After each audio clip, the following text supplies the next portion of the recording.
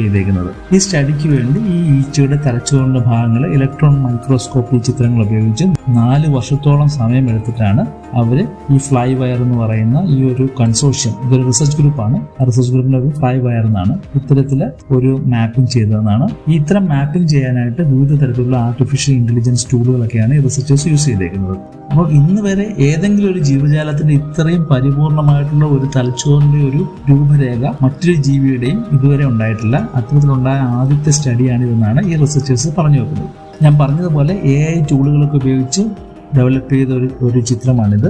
ഇതിനെ വാലിഡേഷൻ ഒന്നും കംപ്ലീറ്റ് ആയിട്ട് പൂർണ്ണമായിട്ടും ചെയ്തിട്ടില്ല എങ്കിലും ഏകദേശം 4 വർഷമായിട്ട് ഏകദേശം 3 ദശലക്ഷം തരത്തിൽ മാനുവലായിട്ട് എഡിറ്റിങ്ങും മറ്റുമൊക്കെ നടത്തി ഏകദേശം വാലിഡേറ്റ് ചെയ്തിട്ടുള്ള ഒരു ന്യൂറോൺ ടു ന്യൂറോൺ കണക്ഷനൊക്കെ ഉള്ള ഒരു മാപ്പാണിത്. ഇത്തരത്തിൽ ഡെവലപ്പ് ചെയ്ത ഈ മാപ്പിൽ തന്നെ ഈ റിസർച്ചേഴ്സിന് ഏകദേശം ഒരു 8453 ടൈപ്സ്